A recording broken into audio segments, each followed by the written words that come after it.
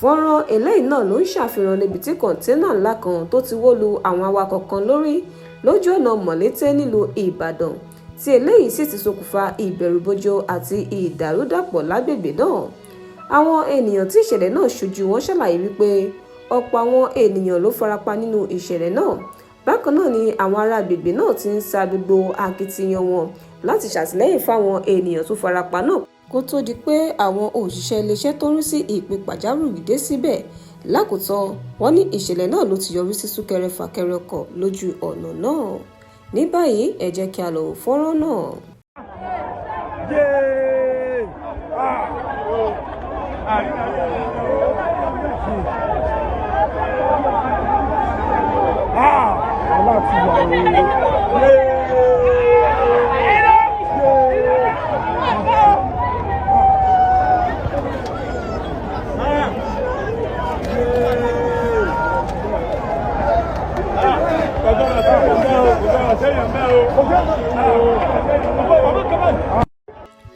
Aláàfin tìlú Ọ̀yọ́ ọba Abímbọ́lá Akínmọ̀wádé ìyẹn ọba ẹlẹ́ẹ̀kẹrìndínláàádọ́ta 46 tìlú Ọ̀yọ́ ni ó ti ṣàbẹ̀wò sí agbègbè Jẹ́bà nípínlẹ̀ Kwara gẹ́gẹ́ bí apá kan nínú ìrìnàjò ìgbòòrò rẹ̀ sí àwọn agbègbè Yorùbá tó wà nígun náà ní ọjọ́ 22 oṣù tí a wà yìí. Bákan náà ni ọba ìlú Jẹ́bà Alhaji Abdulkadir Alabi Ìlúfẹ́milóyè wà fi tọ̀wọ̀tọ̀wọ̀ kí ọba Ọ̀wádé káàbọ̀ sínú ìlú náà ní ààfin rẹ̀. Lásìkò àbẹ̀wò náà ọba Ọ̀wádé sọ ọ̀rọ̀ kan èyí tí ó pe àkórí rẹ̀ ní Ọ̀yọ́ ló ní Jẹ́bà, Jẹ́bà owns Ọ̀yọ́, èyí tó túbọ̀ fìdí àwọn ètò ìtàn àti àṣà múlẹ̀ lórí agbègbè náà. Bákan náà ni ó ṣàbẹ̀wò sílùú Ṣàó níjọba ìbílẹ̀ Mórò níbi tí ó ti rí ọ̀rọ̀ tìlú Ṣàó ọba Job Atọ́lágbé àti gómìnà ìpínlẹ̀ Kwara àti àwọn olórí ìbílẹ̀ pàtàkì nínú ìlú náà bíi Olúpò tìlú Àjàṣẹ́ Ipò àti Ọlọ́fà tìlú Ọ̀fà láti jíròrò nípa ìfọwọ́sowọ́pọ̀ láàrin àwọn iléeṣẹ́ ìbílẹ̀ àti ìjọba.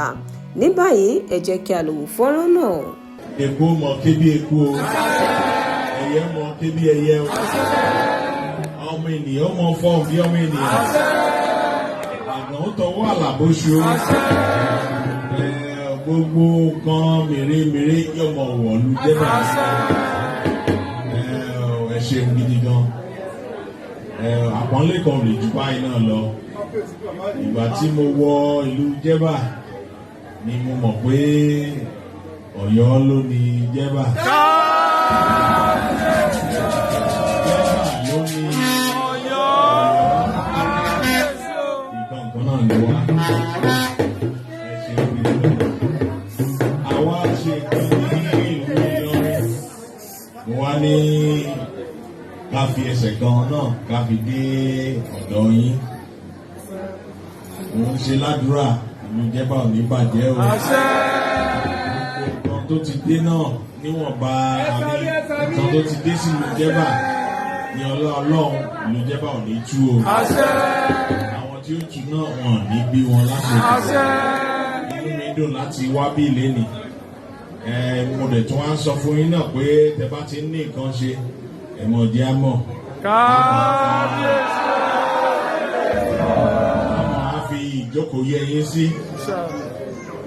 Ní December tó ń bọ̀ yìí, àwa náà fẹ́ ṣe Ọ̀yọ́ Empire Day. Ló dẹ̀ jẹ́ pé gbogbo yín náà là á pè o. A gbọ́dọ̀ mọ́ wọn ṣèrántí lẹ́ẹ̀kọ̀ọ̀kan báyìí. Ẹ ṣeun gidi gan, mo dúpẹ́ o. Ẹ bá dẹ̀ ti ní nǹkan ṣe ọmọ tó wá gẹ́gẹ́ bí mo ṣe sọ náà.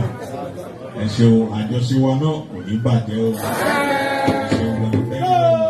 Àwọn aláṣẹ tó ń rí sí ètò ìwọléwọ̀de lórílẹ̀‐èdè United States ti fọwọ́ òfin gbé arákùnrin kan ọmọ orílẹ̀‐èdè Nàìjíríà ẹni tó orúkọ rẹ̀ jẹ́ Ọlátúndé Olúsanjọ́ ẹni ọdún 53 53 years nílùú Los Angeles fún ẹ̀sùn wíwu ìwà kò tọ́ pẹ̀lú ọmọdé kan àti àwọn ẹ̀sùn ìbálòpọ̀ mìíràn. Ìròyìn yìí ló di mímọ̀ lánàá òde yìí lórí ìkànnì abẹ́yẹfò àwọn òṣìṣẹ́ náà. Ó ṣàlàyé wípé àwọn òṣìṣẹ́ àjọ náà ni wọ́n fọwọ́ òfin gbé àfúrásì náà ní ọjọ́ 21 oṣù tí a wà yìí tí ó sì ti wà lákàtà àwọn òṣìṣẹ́ tó ń rí sí ètò ìwọléwọ̀de àti aṣọ́bodè lórílẹ̀‐èdè United States Immigration and Customs Enforcement ICE fún iṣẹ́ ìwádìí síwájú sí i. Ní báyìí ẹ jẹ́ kí a lọ wo fọ́nrán náà. Los Angeles ICE arrested criminal illegal alien and convicted sex offender Olatunde Abiodun Olusanjo on April 21, 2026, a citizen of Nigeria. Olusanjo's criminal record includes child molestation, sexual battery, and sexual solicitation. Ẹgbẹ́ òṣèlú People's Democratic Party PDP àti ẹgbẹ́ òṣèlú African Democratic Congress ADC ni wọ́n ti fẹnu kò láti fọwọ́sowọ́pọ̀ láti yan olùdíje dupò kan ṣoṣo fún ipò ààrẹ fún ètò ìdìbò gbogbogbò èyí tó ń bọ̀ lọ́dún 2027 ní èrò láti kojú ẹgbẹ́ òṣèlú tó wà lórí àlééfà. Ìgbésẹ̀ náà ló wáyé níbi ìpàdé eléyìí tó wáyé nílùú Ìbàdàn èyí tí gómìnà ìpínlẹ̀ Ọ̀yọ́ Onímọ̀ẹ̀rọ Ṣèyí Mákindé ṣètò. Bákan náà ni àwọn ẹgbẹ́ òṣèlú náà ti rọ alága àjọ elétò ìdìbò INEC láti kọ̀wé fipò sílẹ̀ ṣáájú ètò ìdìbò náà. Ní báyìí ẹ jẹ́ kí a lọ wo fọ́nrán náà. 3. That we shall work towards fielding one presidential candidate for the 2027 elections. We shall be agreed and supported by all participating opposition parties to rescue our nation and our long-suffering masses.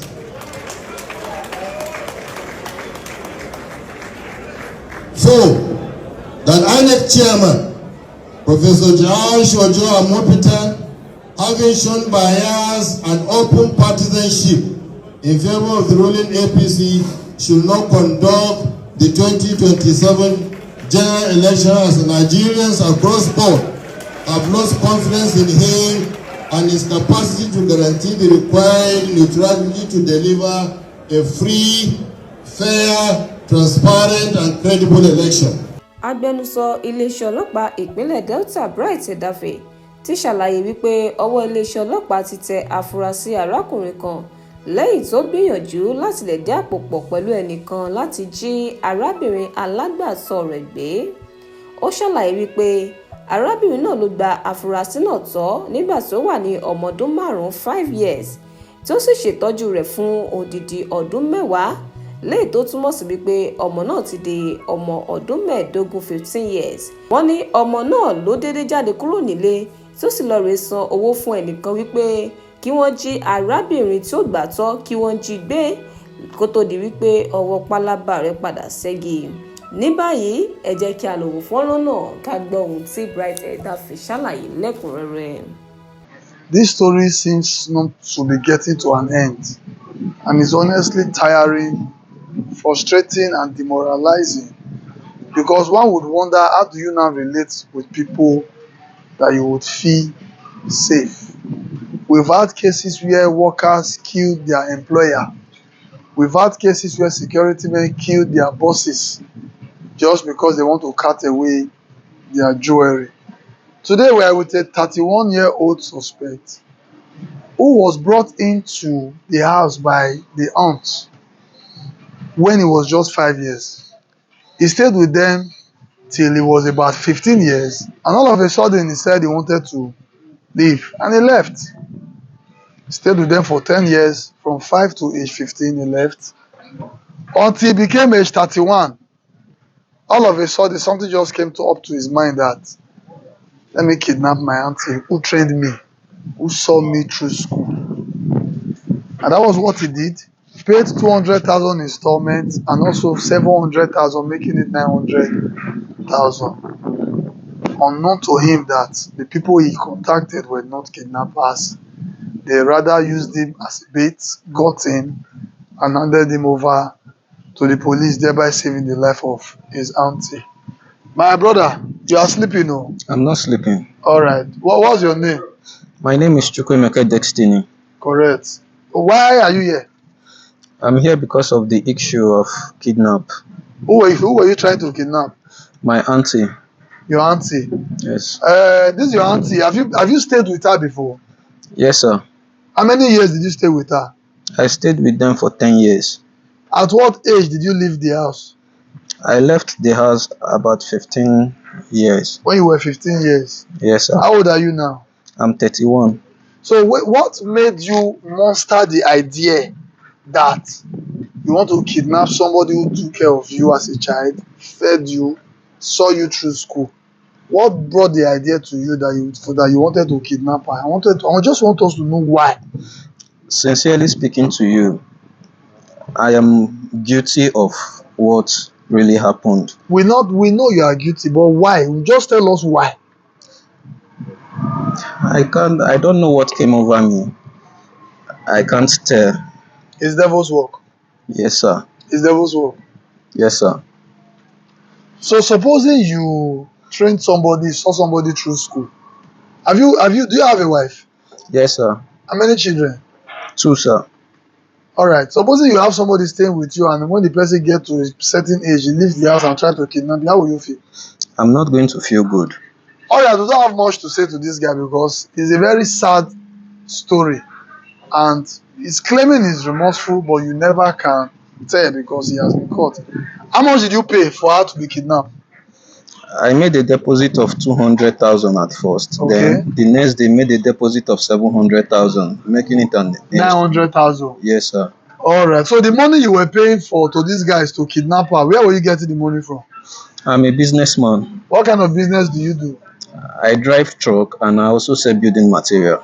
All right. And you choose to use your business money to pay kidnappers to kidnap your auntie. All right. I want us to hear from the auntie that he tried to kidnap. Mama, please, this boy where he call himself a repentant kidnapper, because that is what he called himself now. How is he related to you? The boy is my elder sister's son. Elder sister son. All right. Yes. Okay, no problem. How long? At what age did he start staying with you? 5 years. 5 years. At what age did he leave the house? He left the house around 10 years Later. Yeah. Okay, so by our calculation, that's 15 years. So when he left, was he coming back to the house to greet you immediately, or he just disappeared? He just disappeared, just hanging around the street there, but he will not come to our house. Okay, but usually see him hanging around. Yes. All right. So how did you feel when you heard that he made an attempt and paid people to kidnap you? I was shocked, crying, say whether it's true or not. No, Mama, I don't want to make you cry now. Don't cry. No, Don't cry. I don't want to cry. But I just want to ask one last question. If you were to be asked if the law should take his course or the law should forgive him, what would be your decision? Well, anything they know to do such people, We should do it to him. Yes, you are the kind of people we need in this country. Because people like this, see, we've had cases where they carry their loved ones, say they just want kidnap for money, and they end up killing the person.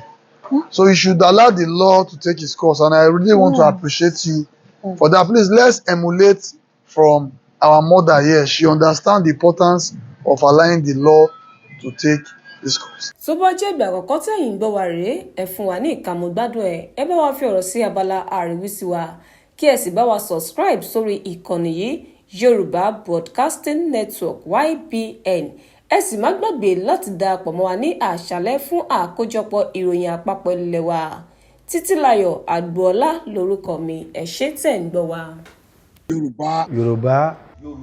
Yorùbá. Broadcasting network. Níbi tí wọ́n ti ń gbé tó àtàtà sáfẹ́fẹ́.